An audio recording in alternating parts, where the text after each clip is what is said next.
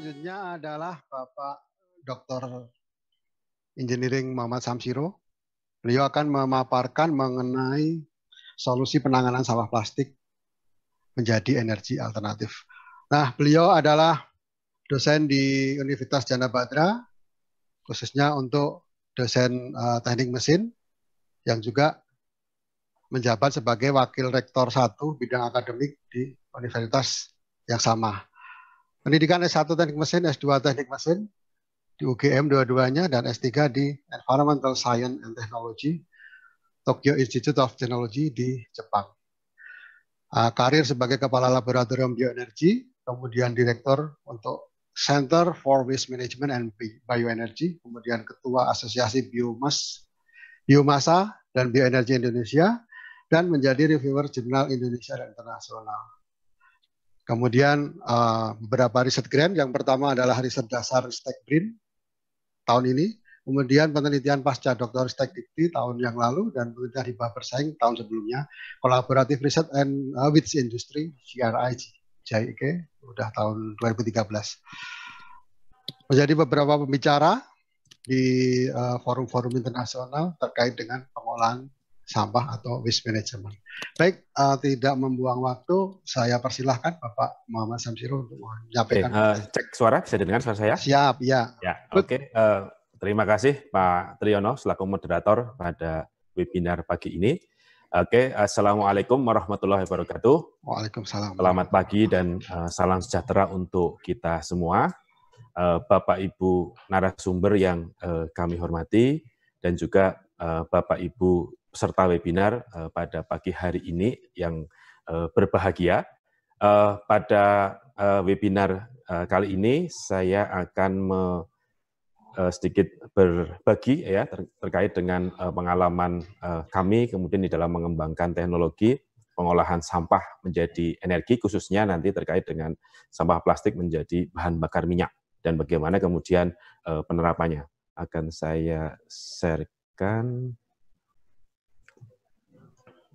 Oke, slide-nya sudah kelihatan ya, Pak Triyono? Siap, ya, sudah. Ya, oke.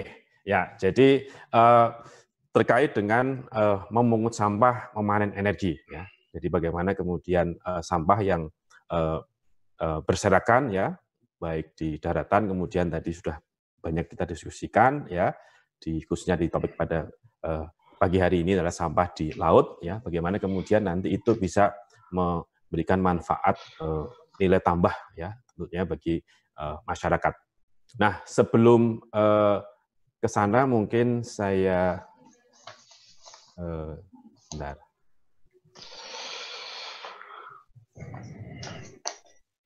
Oke, ya. Jadi sebelum sampai kepada inti dari slide saya ingin sedikit introduction terkait dengan kondisi persampahan, ya. Jadi kita sampah di laut tadi sudah banyak dibahas dari beberapa narasumber sebelumnya, gitu ya. Nah, tentunya sampah di laut ini memang kemudian juga tidak terlepas dari sumbernya juga dari yang ada di darat, gitu ya. Nah, ini kalau kondisi di Jakarta yang kemudian sampahnya dibuang di Bantar Gebang, ya, kemudian di tempat saya tinggal di Yogyakarta yang ada di Piungan. Nah, hampir semua, ya, kota-kota besar di Indonesia kemudian tempat pembuangan sampahnya itu sudah pada kondisi kritis, gitu ya. Artinya sudah penuh, sudah overload. Nah, yang itu kemudian dampaknya kemudian tentunya akan banyak sampah yang kemudian tidak terbuang di TPA, kemudian mungkin terbuang di sungai, dan akhirnya nanti kemudian sampai ke laut. Kemudian ada sampah-sampah yang lain seperti sampah dari industri, misalkan sampah dari ban bekas, ya, tumpukan seperti ini akan sangat banyak sekali. Nah, kalau kita lihat sumber-sumber sampah yang ada, ya. Jadi kalau kita berbicara penanganan sampah tadi juga sudah disampaikan, terutama berangkat tentunya dari sumbernya terlebih dahulu, ya. Sumbernya ada dari MSW, ya, Municipal Solid Waste, ini dari sampah-sampah mungkin rumah tangga, ya, yang kita produksi, ya. Ada dari sampah-sampah sayuran, sampah-sampah makanan, sampah-sampah minyak jelantah dan yang lain-lainnya. Kemudian nanti ada sampah dari binatang, sampah dari hutan, ya, sampah dari industri pertaniannya, kemudian sampah industri, ya, tadi seperti ada mungkin ada ban dan sebagainya, itu yang dihasilkan dari sampah-sampah di industri, gitu ya. Apalagi kemudian di daerah Jakarta ya, kemudian banyak sekali industri yang beroperasi di sana, tentunya kemudian akan banyak sampah yang kemudian dibuang dan sampai di laut. Nah, dari sekian sampah ini kita berbicara sampah plastik ini ya, bahwa ini menjadi suatu problem buat kita semua, sampah plastik. Nah, kenapa kemudian ini menjadi persoalan ya? Mungkin tadi juga sudah disinggung ya, bahwa sekarang plastik ini menjadi komponen yang utama, artinya porsinya semakin meningkat dari tahun ke tahun. Nah, ini memang tidak bisa kita pungkiri, seiring dengan kemajuan ekonomi, otomatis kemudian plastik yang digunakan semakin banyak, sampah plastik yang dihasilkan kemudian juga akan semakin banyak. Indonesia sebagai negara berkembang, mungkin kira-kira 10% kira-kira sampah plastik yang kemudian hasilkan. Kalau seperti tadi di Jogja, misalkan dalam sehari itu ada 600 ton sampah, berarti kalau 10%-nya saja sudah 60 ton sampah plastik yang dihasilkan. Kalau di Jakarta, ribuan, mungkin katakanlah 6.000 ton, 10%-nya sudah 600 ton per hari sampah plastik yang kemudian diproduksi. Belum lagi kalau nanti kita target entah 2045 atau berapa, kemudian menjadi negara maju, mungkin sampah plastik kemudian akan meningkat proporsinya menjadi 20%, gitu ya. Nah, kemudian persoalannya apa sih dengan plastik? Ya karena sulit terdegradasi ya plastik itu ya. Jadi butuh waktu puluhan, ratusan tahun ya. Nah, sehingga memang ini menjadi problem karena nanti akan terbuang, akan tercecer di sungai, di laut, itu dia akan bertahan cukup lama di sana. Bahkan nanti tadi disebutkan jadi ada makroplastik dan mikroplastik. Nah, sehingga itu akan menjadi persoalan lingkungan. Nah, sehingga memang kemudian harus daur ulang gitu ya, harus didaur ulang sampah plastik ini. Nah, ini kalau kita lihat di sini ini ada identifikasi plastik, mungkin dari Bapak Ibu juga sudah mengenal untuk sekedar pengetahuan saja, karena nanti terkait dengan pengolahan menjadi bahan bakar minyak ini kita perlu mengidentifikasi gitu ya. Ini kalau biasanya kalau di produk-produk plastik kemasan dan sebagainya ini kita lihat ada logo-logo seperti ini untuk pemisahan di dalam proses daur ulang. Nah, plastik sendiri ini ada beberapa metode daur ulang, gitu ya. Tapi mungkin nanti tidak saya sampaikan di slide di sini ya. Tetapi nanti ada beberapa, terutama yang sudah banyak kemudian dilakukan adalah material recycling ya, kemudian diolah menjadi produk plastik lagi yang kualitasnya lebih rendah. Nah, kemudian itu nanti bisa kita gunakan lagi. Nah, di samping itu tentunya kita harus mengubah paradigma ini ya. Jadi bagaimana sampah sebagai sumber masalah tadi ini, nah ini bahwa kemudian sampah sebagai menjadi sumber daya ya. Bagaimana tadi Pak Moderator sudah menyampaikan menjadi ada nilai tambah dari sampah yang kemudian dihasilkan, tidak hanya sekedar dibuang. Nah, nilai tambah ini yang kemudian nanti kalau kemudian istilahnya ada, kalau di dalam industri minyak itu ada kilang ya, ada refinery, nah ini ada waste refinery ya, kilang untuk sampah. Jadi sampahnya bisa menghasilkan produk ya, produk. Atau ada istilah lagi waste mining ya, menambang dari sampah, karena terutama beberapa sampah elektronik ini mengandung komponen logam dan sebagainya yang mempunyai nilai ekonomi yang tinggi. Itu. Nah, dari sampah menjadi sumber daya ini, nah salah satunya kemudian sampah ini menjadi salah satu sumber energi, gitu ya. Nah, kenapa kemudian menjadi sumber energi? Nah, kalau kita lihat di beberapa data di sini, nah ini kandungan energinya ya dari sampah yang ada yang kita buang. Nah, sampah plastik ini khususnya ya, sampah plastik ini karena kita tahu plastik itu dibuat dari minyak bumi ya. Nah, sehingga kandungan energi dari plastik ini sangat tinggi gitu ya, setara dengan bahan bakar yang ada, entah itu bensin, solar ataupun yang lain-lainnya gitu ya. Nah, karena dari minyak bumi tadi itu. Nah, sehingga memang kalau mungkin di sini ada banyak sekali pegiat mungkin bank sampah ya yang kemudian bergelut ketika harga minyak bumi drop turun jauh jadi sangat murah ya, apalagi Covid seperti ini. Nah, harga plastik sampahnya pun akan turun juga. Nah, itu dulu sempat juga beberapa bank sampah KO juga ya, kata harganya sangat murah. Nah, sehingga ternyata sampah plastik itu juga akan dipengaruhi oleh harga minyak di dunia. Nah, kalau kita berbicara konversi sampah menjadi energi, ini ada beberapa skenario ya, teknologi yang bisa dikembangkan dari mulai proses secara biologi ini ya, di fermentasi, dibuat biogas dan yang lain-lainnya, kemudian secara termokimia atau termal ini yang kami lakukan ya dengan pirolisis, gasifikasi ataupun pembakaran, kemudian ada secara proses kimia maupun nanti ada secara proses fisik ya, menjadi katakanlah nanti RDF gitu ya, menjadi bahan bakar padat yang bisa digunakan untuk bahan bakar di industri. Nah, ini gambaran beberapa teknologi yang bisa dikembangkan. Yang pertama ini terkait dengan pembangkit listrik tenaga sampah. Ini prinsipnya tadi ada Pak Andi menyampaikan insinerator, ini juga prinsipnya sama insinerasi ya, tapi mungkin skalanya agak lebih besar. Kemudian bisa digunakan untuk memanaskan air menjadi steam yang kemudian digunakan untuk menggerakkan turbin dan menghasilkan listrik. Nah, pemerintah sudah punya program percepatan ini pembangunan PLTSA, walaupun hasilnya sebenarnya belum cukup menggembirakan ya itu. Kemudian nanti ada pirolisis, ini yang nanti kita singgung sedikit terkait dengan pirolisis ini, baik plastik maupun ban karena tipikalnya hampir sama gitu ya. Kemudian nanti ada juga teknologi hydrothermal treatment, ini kalau bahasa gampangannya ini adalah mesin presto ya. Jadi di presto itu kalau kita ada bandeng presto, ayam presto itu durinya lunak, tulangnya lunak lah. Ini di presto dengan tekanan dan suhu yang lebih tinggi lagi, ini semua sampah nanti akan hancur di dalam suatu reaktor. Nah, kemudian nanti ini kita dapatkan dalam bentuk serbuk ya. Ini bisa nanti kemudian dipakai untuk bahan bakar, misalkan di industri, pabrik semen, di industri-industri yang lainnya gitu ya. Kemudian ada juga yang disebut dengan gasifikasi. Jadi bagaimana sampah kemudian dikonversi ya dengan teknologi gasifikasi menjadi syngas. Nah, gasnya itu bisa dipakai untuk, ada yang kemudian dikombin dengan menggunakan mesin ya untuk genset listrik dan ataupun untuk keperluan yang lain. Nah, berbicara sampah plastik menjadi bahan bakar, ini salah satu sistem yang bisa dikembangkan di sini ya, bagaimana sedikit saya jelaskan tentang bagaimana apa sih pirolisis plastik ini ya. Jadi ini dari plastik kemudian masuk ke dalam suatu reaktor, ini dipanaskan pada suhu yang sangat tinggi, katakanlah 500 derajat Celcius. Nah, sehingga pada suhu tersebut nanti plastik akan meleleh dan kemudian menguap ya menjadi gas. Nah, gas itu kemudian didinginkan, atau kalau mau menggunakan katalis dilewatkan katalis, kemudian dimasukkan pendingin kondensor ini, nah kemudian kita dapatkan minyak. Nah, jadi ibaratnya ini dari minyak bumi jadi plastik, plastik kemudian dikembalikan lagi menjadi minyak itu ya, kembalikan ke asalnya.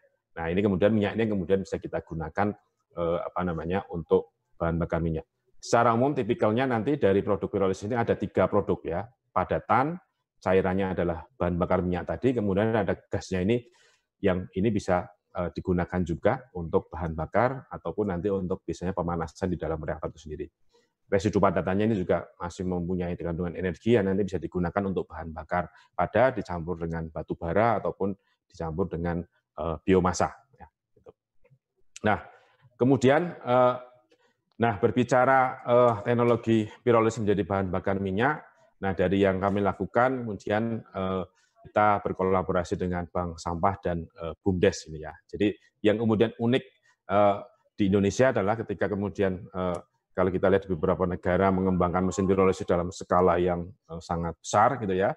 Nah, bahwa kemudian di Indonesia ini ada komunitas-komunitas yang kemudian mengelola ya, mengumpulkan ya, kemudian menjualnya sampah-sampah tersebut. Nah, itu melalui kemudian bank sampah. Nah, ini beberapa tahun yang lalu dengan Pak Bambang Sweder yang kebetulan ya ini pelatihan pengolahan jelantah menjadi biodiesel di sana. Ini beliau adalah penggagas dari bank sampah di Indonesia ya. Dia ada di bank sampah di Badegan di daerah Bantul ya, selatan kota Jogja. Nah, ini tipikalnya bank sampah ini kebetulan ada di Bantul di Yogyakarta ya. Ini ada BUMDes ya. Nah, kalau bank sampah ini kebanyakan saya nggak tahu di tempat lain, tapi kebanyakan yang mengelola ibu-ibu gitu ya, mungkin sambil mengisi waktu kemudian mengelola sampah yang ada di masyarakat. Nah, kami kemudian menjalin kolaborasi dengan beberapa bank sampah dan kemudian juga dengan BUMDes ya, bagaimana untuk bisa menaikkan nilai tambah dari sampah ya, khususnya sampah plastik ya, menjadi suatu produk yang lebih bermanfaat gitu ya. Nah, maka kemudian kami coba kembangkan proses yang terintegrasi di sini dari pirolisis plastik ini ya. Jadi dimulai tentunya dari kalau kita berbicara sampah plastik tadi ya, tentunya dari mulai di awal nanti prosesnya kalau secara lengkapnya itu nanti ada dipilah-pilah, kemudian nanti cuci ya dan dicacah. Nah, nanti kemudian baru kita dapatkan cacahan plastik. Nah, ini mulai dari kita kembangkan, kita buat mesin pencacah plastiknya, dan kemudian kita dapat plastiknya, kemudian kita masukkan mesin pirolisisnya, kita dapatkan bahan bakar cair. Nah, bahan bakar cairnya kita bisa gunakan ini untuk menghidupkan mesin pencacah ini ya, sehingga bisa lebih efisien. Kemudian yang sisanya bisa digunakan untuk yang lain. Salah contohnya adalah kompor semawar ya. Nanti kita bisa lihat. Kemudian ada produk lainnya, residu bahan bakar padat tadi kemudian bisa di-briquette, di pellet ya, dicampur mungkin dengan biomasa atau batu bara, atau sendiri juga kemudian bisa untuk bahan bakar di burnernya, nanti ini kemudian untuk pemanasan ini, atau bisa dipakai untuk yang keperluan yang lain. Nah, gasnya ini kemudian bisa kita gunakan untuk pemanasan. Nah, ini kita coba kembangkan model yang terintegrasi seperti ini. Nah, kemudian kita implementasikan dari mesin pencacah, kita mulai dari develop, kita desain ya, kemudian kita fabrikasi mesin pencacahnya ya. Nah, setelah itu kemudian kita serahkan kepada bank sampah, kemudian kita latih mereka ya bagaimana cara penggunaannya. Nah, ini beberapa aktivitas yang kemudian dilakukan ya, cara penggunaan dari mesin pencacah ini ya, dan kemudian juga tentunya pemahaman akan jenis-jenis plastik ya, supaya nanti dalam pemisahannya itu bisa lebih baik ya, karena mungkin ada banyak masyarakat juga yang belum begitu memahami terkait dengan pemisahan ini. Nah, kemudian kita juga sosialisasikan terkait dengan mesin pirolisisnya sendiri. Ini bisa digunakan untuk pemanas mesin pirolisisnya ya, kepada masyarakat dan BUMDes yang ada di daerah Bantul ya. Nah, dari tadi mesin pencacah ini, nah kemudian kita kembangkan mesin pirolisis, ini sudah generasi yang ketiga ya. Jadi karena kebutuhan akan komunitas di masyarakat, maka kembangkan yang memang skalanya tidak terlalu besar ya, skala yang mungkin desa atau BUMDes. Nah, sekarang lagi banyak dibentuk ya badan usaha milik desa itu ya, yang kemudian fokusnya kepada pengelolaan sampah, salah satunya yang ada di daerah Bantul ini ya. Jadi BUMDes ya, tetapi kemudian fokus bagaimana kemudian mengelola sampah. Nah, ini kita kembangkan ini ya, kemudian ini ada yang sudah jadi produknya. Nah, mungkin karena ini keterbatasan waktu, nanti untuk apa nanti silakan bisa dilihat di YouTube-nya ya, terkait dengan mesin pirolis ini. Ini kapasitas reaktornya kira-kira 105, karena plastiknya karena ada yang ringan, tapi ada juga yang padat juga. Nah, ini akan tergantung ya, itu.